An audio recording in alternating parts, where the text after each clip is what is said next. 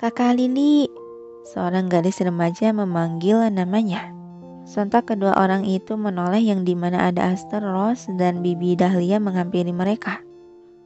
Kebetulan ada mereka, celetuk Geran. Tuan, Liam yang datang dari arah lain langsung berbicara serius dengan si Geran. Kak Lili kangen banget. Seperti biasa gadis remaja bernama Rose itu langsung nemplok menggait lengan Liliana dengan manja. Namun hal itu membuat perasaan Liliana merasa sedikit lega. Dia tersenyum senang. Kakak juga sama. Sudah lama ya nggak bertemu. Bagaimana kabarmu nak Lili? Sapa Bibi Dahlia ramah. Saya baik Bi. Balas Liliana tersenyum tak kalah ramah. Dan sadar akan tatapan seseorang di dekatnya, Liliana melirik ke arah lelaki di sebelah lain. Oh, Anda juga datang Tuan Muda Astor. Basa-basi Liliana menyapa Astor, yang dibalas senyuman tipis dan anggukan kepala oleh Astor. Liana, panggil Geran merangkul bahu gadis tersebut. Yang sontak Liliana menoleh ke arah lelaki tampan yang masih di sebelah kanannya itu. Karena kau tidak mau ikut denganku, kau bisa ke ruangan istirahat dulu bersama Rose. Aku harus ke sana dulu, kata Geran. Yah, tidak pak, balas Liliana tersenyum. Baiklah, aku tidak akan lama. Sejenak Geran merunduk dan melabuhkan kecupan kilas di pelipis sang istri lalu berlalu pergi bersama Liam. Duh, sayang sekali. Bibi juga masih ada hal yang harus diurus dengan rekan Bibi. Kamu gak apa-apa kan Bibi tinggal bersama anak-anak? Kata Bibi Dahlia merasa bersalah yang lagi-lagi dibalas senyuman memaklumi oleh Liliana. Tidak apa Bi, saya ada Rose dan Tuan Muda Astor. Rose, jangan nakal ya kamu. Jangan nyusahin nak Liliana. Kamu juga Aster, pantau terus adikmu. Amanat Bibi Dahlia. Iya ya mah, bawel banget, sahutan Rose sedangkan Aster hanya mengangguk tipis sebagai jawaban iya. Ya udah, Bibi kesana dulu ya sayang. Selamat menikmati pestanya. Bibi Dahlia pun ikut berlalu pergi meninggalkan mereka bertiga. Yuk kak, kita ke meja kita, ajak Rose menggait lengan Liliana. Hingga mereka bertiga pun mulai berjalan menuju ruangan istirahat yang sudah disiapkan. Namun tiba-tiba seseorang menarik lengan si Aster. Kau mau kemana? Kata Geran dengan tatapan garangnya, membuat lelaki tampan itu berwajah datar. Menemani Rose. Jangan kau pikir bisa bermain dengan istriku lagi. Ikut denganku. Seret Geran sehingga mau tak mau Aster hanya bisa pasrah diseret pergi. Kedua gadis itu baru saja memasuki sebuah pintu ruangan yang tampak lengang dan tenang. Ruangan tersebut tampak cukup luas, ada seperangkat sofa dengan berbagai macam dessert juga minuman yang sudah tersedia di atas meja. Selain itu, ruangan tersebut terhubung dengan sebuah teras panjang sehingga menampilkan pemandangan langit malam juga taman bunga dengan air mancur kecil. Wah, sudah ada camilan. Aster kemana? Bingung Liliana tak melihat lelaki yang seharusnya mengikuti mereka. Palingan dia pergi main sama teman-temannya, jawab Rose tajuh. Oh gitu ya. Ya mungkin juga dia merasa bosan kalau harus mengikuti kita para cewek. Kakak cobain deh dessert jelly ini. Aku tadi nyobain enak banget loh rasanya, kata Rose mengambil satu piring dessert jelly rasa stroberi. Boleh. Keduanya pun mendudukkan diri di sofa panjang. Mereka menikmati makanan yang tersedia sembari mengobrol panjang lebar, yang menciptakan suasana hangat dan harmonis dari keduanya sampai beberapa saat kemudian.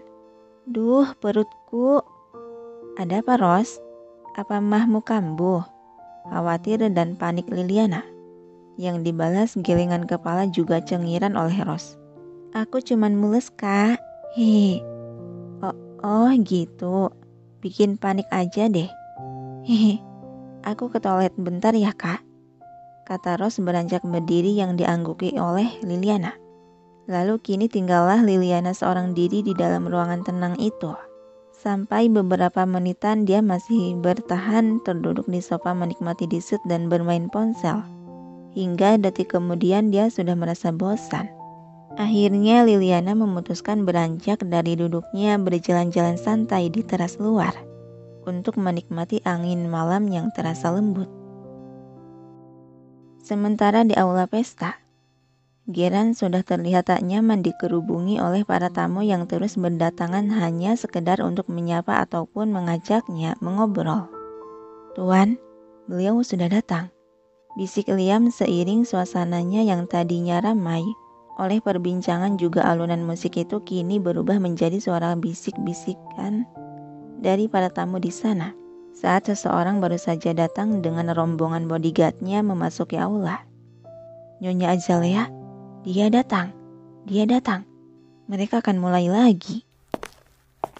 Suara langkah kaki yang berderap dari sepatu high heels dari wanita parubaya cantik itu terdengar menambah suasana semakin memanas. Netera perak Geran berubah menajam sangat dingin tersorot pada wanita yang tengah berjalan ke arahnya itu. Raut muka dia sudah menggelap memperlihatkan sekali sikap permusuhannya. Langkah kaki Azalea akhirnya terhenti tepat di hadapan Geran hanya berjarak 2 langkah saja. Dia tersenyum semak menatap sinis tak kalah memperlihatkan permusuhannya. "Lama tidak berjumpa anakku.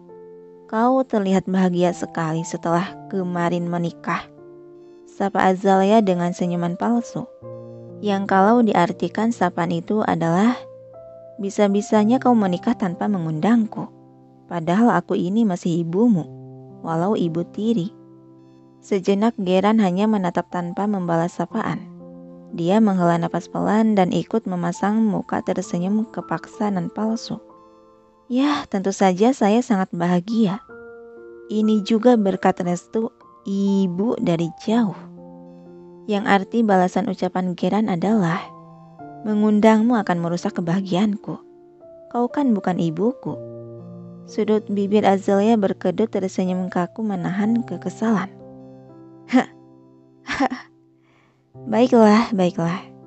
Ngomong-ngomong, di mana menantuku? Kau pasti datang kemari bersamanya kan?" "Tentu saja.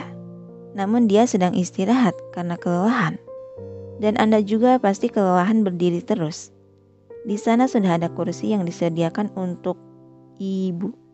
Arti dari ucapan si Geran, "Untuk apa kau mencari istriku? Dan enyahlah dari hadapanku sekarang." Sorot mata Geran semakin tajam dan rahangnya mengeras sudah mengkeratkan gigi menahan emosi yang sedang bergejolak memanas. Walau bibir membentuk senyuman yang memalsukan perasaannya saat ini. "Kau perhatian sekali pada ibumu. Baiklah, mari kita berbincang lagi bersama istrimu," kata Azalea yang akhirnya mengalah melangkah pergi ke kursi yang ditunjuk tadi bersama kedua bodyguardnya. "Menyebalkan. Tak akan kubiarkan kau bertemu dengannya," rutuk Geran dalam hati menatap sinis pada punggung wanita itu. Mereka masih begitu. Sepertinya akan berlanjut lagi. Lagian kenapa dia datang kemari sih? Mengganggu suasana. Dan bisik-bisik serta lirikan para tamu yang sedari tadi bergunjing menontonnya mulai sedikit mereda sehingga suasana yang tadinya terasa mencekik tegang kini terasa sedikit longgar bisa bernapas. "Tuan," Liam yang sejak tadi berdiri di belakang si Geran akhirnya bersuara. Geran menoleh. "Di mana Liana sekarang?" "Nyonya masih di ruangan istirahat bersama Nona Muda Rose," jawab Liam. "Kau sudah menempatkan penjaga kan?" "Saya sudah menempatkan 2 bodyguard di depan pintu, jadi tidak akan ada yang bisa masuk ke sana." "Baguslah. Sekarang cepat langsung ke inti acaranya saja." Tak sabaran Geran yang masih merasakan kegelisahan di hatinya. "Baik, Tuan."